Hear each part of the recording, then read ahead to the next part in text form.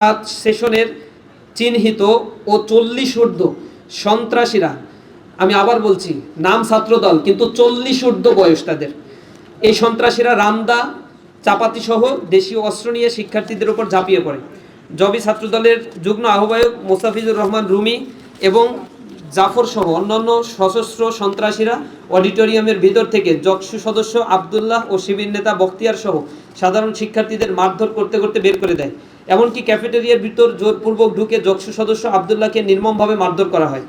হামলায় জকসুর ভিপি রিয়াজুল ইসলাম, এজিএস মাসুদ রানা সহ কর্তব্যরত সাংবাদিক, শিক্ষার্থী, ছাত্র শিবির ও ছাত্রশক্তির অন্তত 20 জন নেতাকর্মী গুরুতর আহত হয়। 20,000 শিক্ষার্থীর নির্বাচিত প্রতিনিধি জকসুর জিএস আব্দুল আলিম আরিফকে পিটিয়ে রক্তাক্ত সংজ্ঞাহীন করার পর তাকে জিম্মি করে ক্যাম্পাসে মিছিল করে ছাত্রদলের খুনি সন্ত্রাসীরা। আজকে প্রকাশিত এক্সরে রিপোর্ট অনুযায়ী এই পৈশাচিক হামলায় জকসুর জিএস আব্দুল আলিম আরিফের চোয়ালের হাড় ভেঙে গেছে, ফ্র্যাকচার হয়েছে। উপরন্তু উপস্থিত সম্মানিত উপাচার্য মহোদয়কে শাসিয়ে ছাত্রদল সন্ত্রাসীরা দম্ভুক্তি প্রকাশ করে বলে ক্যাম্পাস ছাত্রদলের দখলেই থাকবে। এখানেই শেষ নয়, হামলার পর আহতরা যখন ঢাকা ন্যাশনাল ইনস্টিটিউট হাসপাতালের জরুরি বিভাগে চিকিৎসাধীন ছিলেন তখন বিকেল 4:45টার দিকে দেশীয় অস্ত্রসহ দ্বিতীয় দফায় হামলা চালায় বিএনপি, যুবদল, ছাত্রদল, মহানগর দক্ষিণের নেতাকর্মীরা। এই পৈশাচিক হামলার নেতৃত্ব দেয় কবি নজরুল কলেজ ও সোহরাওয়ার্দী কলেজ শাখার ছাত্রদলের বহিরাগত সন্ত্রাসীরা। ক্যাম্পাসের হাসপাতালের রোগীদের উপর নির্মম আক্রমণ চালিয়ে তারা আমরা রোগী বলে আকুতি জানানো সত্ত্বেও রেহাই দেয়নি এবং মোবাইল ও মানিব্যাগ ছিনিয়ে নেয়, যা মধ্যযুগীয় বর্বরতাকেও হার মানায়। একই ধারাবাহিকতায় আজ ঢাকা কলেজেও ফ্যাসিবাদের উগ্ররূপ স্পষ্ট হয়েছে। জুলাই অভ্যুত্থানের বীর শহীদদের আত্মার মাগফিরাত কামনা ও আহতদের জন্য সম্মাননা প্রদান উপলক্ষে ছাত্র শিবির ঢাকা কলেজ শাখা এক শান্তিপূর্ণ কর্মসূচির আয়োজন করেছিল, কিন্তু সেই পবিত্র মানবিক অনুষ্ঠানের প্রস্তুতিকালে ব্যাগে পিস্তল দিয়ে ছাত্রদলের সশস্ত্র সন্ত্রাসীরা অতর্কিত হামলা চালায়। তারা অনুষ্ঠানস্থলে দায়িত্বশীলদের হাত থেকে ব্যানার কেড়ে নেয় এবং রামদা চাপাতি সহ মারাত্মক দেশীয় অস্ত্র নিয়ে একা পেয়ে 4-5 জন ছাত্র শিবিরের নেতাকর্মীর উপর সশস্ত্র আক্রমণ করে। ঢাকা কলেজ ছাত্র শিবিরের অফিস সম্পাদক মোহাম্মদ আব্দুল মালিকের উপর কাপুরুচিত হামলা চালিয়ে রক্তাক্ত করা হয়। শুধু তাই নয়, পবিত্র দোয়া অনুষ্ঠানটি পণ্ড করে দিয়ে তারা শিক্ষার্থীদের অডিটোরিয়াম ও ক্যাম্পাস থেকে একে একে বের করে নিয়ে এসে রাজপথে মারধর করে এবং রাজধানীর নিউ মার্কেট ও সায়েন্স ল্যাব এলাকায় প্রকাশ্যে অস্ত্র হাতে মিছিল করে এবং কর্তব্যরত সাংবাদিকদের হত্যার হুমকি দেয় ও পথচারীদের উপর চাপাতি দিয়ে হামলা চালায়। অন্যদিকে ঢাকা আলিয়া মাদ্রাসায় আজ বহিরাগত সন্ত্রাসীদের নিয়ে হলে অবস্থানরত ছাত্রদের উপর ছাত্রদলের সন্ত্রাসীরা হামলা চালায়। রুম থেকে জোরপূর্বক ছাত্রদের বের করে দিয়ে হলে তালা মেরে দেয়। পুলিশের সামনেই প্রকাশ্য অস্ত্র নিয়ে এবং হেলমেট পরে রাজধানীর শীর্ষ চাঁদাবাজ যুবদল নেতা নয়ন এবং ঢাবি ছাত্রদলের নেতৃত্বে সশস্ত্র সন্ত্রাসীরা আলিয়া মাদ্রাসায় এই বর্বরোচিত হামলা তারা চালায়। পেশাদার ডাকাতদের নিয়ে শিবিরের উপর এই হামলার সময় সন্ত্রাসীদের হাত থেকে রেহাই পায়নি খোদ মাদ্রাসার সম্মানিত অধ্যক্ষ মহোদয়, তিনি হামলাকারীদের আঘাতে রক্তাক্ত হয়েছেন। ঠিক একই হিংস্রতার চিত্র আমরা দেখতে পেয়েছি বেগম রোকেয়া বিশ্ববিদ্যালয়ে গত 3রা আগস্ট গতকাল। সেখানে জুলাই গণ অভ্যুত্থান ভিত্তিক আলোকচিত্র প্রদর্শনী জুলুমের বিরুদ্ধে জুলাই চলাকালে সন্ধ্যায় ছাত্রদল পরিকল্পিত হামলা চালিয়ে স্টল ভাঙচুর ও নেতাকর্মীদের উপর আক্রমণ করে। এতে সাবেক কেন্দ্রীয় পাঠাগার সম্পাদক ও সাবেক শাখা সভাপতি সোহেল রানা সহ বেশ কয়েকজন জনশক্তি আহত হয়। এর জেরে 4 আগস্ট পুরো রংপুর থেকে বহিরাগত সন্ত্রাসীদের নিয়ে এসে বেরোবি ক্যাম্পাসে শিক্ষার্থীদের উপর পুনরায় হামলা করতে যায় ছাত্রদল। এ সময় তাদের এই জঙ্গিপনার ভিডিও ফুটেজ নিতে গেলে পেশাগত দায়িত্ব পালনরত সাংবাদিকদের উপরে তারা চরমভাবে চড়াও হয়, তাদেরকে আক্রমণ করে, কিছু কিছু সাংবাদিক আহত হয়। উপস্থিত সাংবাদিক ভাইয়েরা বিগত কিছুদিন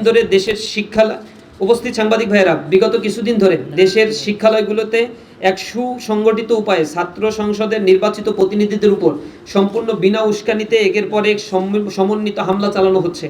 সম্পূর্ণ প্রমাণিক ও ভিত্তিহীন গুজবকে হাতিয়ার বানিয়ে খোদ থানার ভিতর ডাকসু নেতাদের উপর বর্বরোচিত হামলার মাধ্যমে এই নোংরা রাজনীতির ধারাবাহিকতা শুরু হয়েছিল।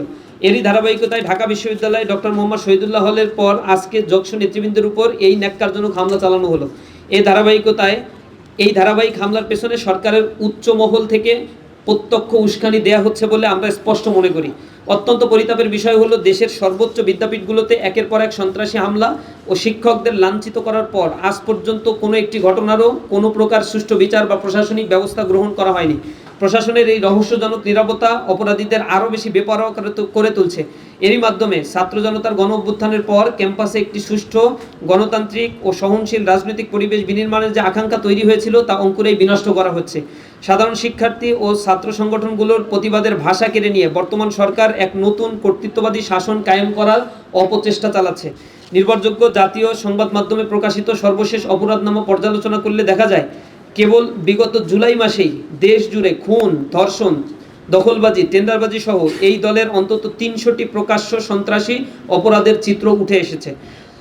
জনমনের তীব্র সংশয় দানা বাঁধছে যে বর্তমান সরকারের ৫ মাসের চরম জনদুর্ভোগ, তেল, গ্যাস ও বিদ্যুৎ সংকট এবং অর্থনৈতিক অস্থিরতা থেকে জনগণের দৃষ্টি ভিন্ন দিকে প্রবাহিত করতেই দেশজুড়ে ছাত্রদল যুবদলের এই সন্ত্রাসী কর্মকাণ্ডকে লেলিয়ে দেওয়া হয়েছে।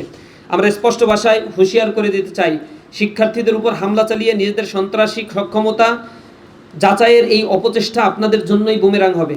গত ১৬ বছর ধরে শিক্ষার্থীদের উপর নির্যাতন, টেন্ডারবাজি চালিয়ে যে পতিত স্বৈরাচার আজ ইতিহাসের আস্থা করে নিক্ষিপ্ত হয়েছে, তাদের করুণ পরিণতি থেকে শিক্ষা নিন। ছাত্র জনতার রক্তের উপর দাঁড়িয়ে গঠিত এই নতুন বাংলাদেশে কোনো ধরনের দখল বাণিজ্য, লেজুর ভিত্তি ও মাস্তানি রাজনীতি দেশের ছাত্র সমাজ আর এক চুলও সহ্য করবে না। আমাদের সুস্পষ্ট দাবিসমূহ: জগন্নাথ বিশ্ববিদ্যালয়, ঢাকা কলেজ এবং আলিয়া মাদ্রাসায় ঘটিত যে সন্ত্রাসী হামলা হয়েছে, এই হামলার সাথে যারা জড়িত তাদেরকে অতি দ্রুত বিচার এবং বহিষ্কার করতে হবে। প্রক্টর অফিসের অতি উৎসাহী কর্মকর্তাদের বিরুদ্ধে ব্যবস্থা গ্রহণ করতে হবে। সাধারণ শিক্ষার্থীদের ন্যায্য দাবির পোস্টার ছিঁড়ে ফেলা এবং অডিটোরিয়ামে প্রবেশে বাধা দেওয়ার ক্ষেত্রে প্রক্টর অফিসের যে সকল কর্মকর্তা পক্ষপাতমূলক ভূমিকা পালন করেছে তাদের দ্রুত জবাবদিহিতার আওতায় আনতে হবে। ৩. আহতদের সুচিকিৎসা নিশ্চিত করতে হবে। তালাবদ্ধ হল মুক্ত করে সাধারণ শিক্ষার্থীদের মেধার ভিত্তিতে হল বন্টন করতে হবে। দ্বিতীয় ক্যাম্পাসের কাজ, জগন্নাথ বিশ্ববিদ্যালয়ের দ্বিতীয় ক্যাম্পাসের কাজ সেনাবাহিনীর হাতে হস্তান্তর করতে হবে। আজকের এই সংকটময় মুহূর্তে আমরা দেশের সকল শিক্ষার্থী ও সাধারণ ছাত্র সংগঠনগুলোকে ঐক্যবদ্ধ হওয়ার আহ্বান জানাচ্ছি। এই বর্বরোচিত হামলার অবিলম্বে সুষ্ঠু বিচার না হলে দেশের গণতান্ত্রিক অগ্রযাত্রা চরমভাবে বাধার মুখে পড়বে এবং শিক্ষাঙ্গন সহ দেশ জুড়ে এক গভীর অস্থিতিশীলতা তৈরি হবে, যার সম্পূর্ণ দায় এই বর্তমান সরকারকেই বহন করতে হবে। আমরা আজকের সারাদিনে এই বর্বরোচিত হামলার প্রতিবাদে আগামীকাল সকাল ৯টায় শহীদ মিনার থেকে রাজু ভাস্কর্য পর্যন্ত ছাত্র গণজামায়াত আমরা পালন করব এবং এই গণজামায়াত থেকে শিক্ষার্থীদের পক্ষ থেকে, ইসলামী ছাত্র শিবিরের পক্ষ থেকে সরকারের প্রতি আজকের এই ন্যাক্কারজনক হামলার বিচারের দাবি জানাবো এবং সামগ্রিকভাবে এই জাতীয় হামলাগুলোর পুনরাবৃত্তি যেন না হয় এ ব্যাপারে সরকারের প্রতি দৃষ্টি আকর্ষণ করছি। কারণ আপনার ক্ষমতার মসনদ খুবই পিচ্ছিল, ক্যাম্পাসগুলোকে যদি আপনি অস্থিতিশীল করেন, আপনার ওই মসনদও খুব বেশি দিন টিকে থাকা আপনার জন্য সম্ভব হবে না। আপনারা দেখেছেন এই হামলার সিনারিওগুলো আমাদের সামনে এসেছে, আমরা কিছু জিনিস আপনাদের কাছে নিয়ে আসছি। হাসপাতালে যে হামলাগুলো চালানো হয়েছে এগুলো আগস্ট মাসের 15ই জুলাই এবং বিভিন্ন সময় এই হামলাগুলো ছাত্রলীগ চালাতো। ইভেন আজকের যে দিন 2 বছর আগে আগস্টের এই সময় একই হাসপাতালে জুলাইয়ের এই 35শে জুলাই বা 34শে জুলাইয়ের সময়গুলোতে এই হাসপাতালগুলোতে হামলা চালিয়েছিল ছাত্রলীগ। সেই একই স্টাইলে ছাত্রদল এই হামলাগুলো চালিয়েছে। আজকে হাসপাতালের এমার্জেন্সি রুমগুলোতে ঢুকেছে, সাধারণ রোগীদের উপরে তারা হামলা করেছে। এই হচ্ছে তাদের রিয়েল চিত্র, অর্থাৎ ছাত্রলীগের একেবারেই হুবহু অনুকরণ করছে এই ছাত্রদল। এরপরে আপনারা দেখেছেন রংপুরে আজকে তারা মিছিল নিয়ে বহিরাগত একজনও ছাত্র না, এখানে বহিরাগত সন্ত্রাসীদের নিয়ে এসে বেগম রোকেয়া বিশ্ববিদ্যালয়ের ক্যাম্পাসের সামনে রামদাও, চাপাতি, ক্রিস এগুলো নিয়ে তারা হামলা চালিয়েছে। এখানে আপনারা দেখতে পাচ্ছেন একবার প্রকাশ্যে এগুলো উঁচিয়ে নিয়েছে, কিন্তু প্রশাসন পাশে দাঁড়িয়ে নির্বিকার ভূমিকা পালন করছে। আওয়ামী ফ্যাসিবাদের প্রশাসন যেমন ভূমিকা পালন করত, ওই ফ্যাসিবাদের প্রশাসনের প্রেতাত্মারা এখন আবার বর্তমান সরকারের এস্টাবলিশমেন্ট প্রতিষ্ঠার জন্য একই রকম ভূমিকা বা আচরণ তারা দেখাচ্ছে। এখানে আরও কিছু ফুটেজ আমাদের কাছে আছে।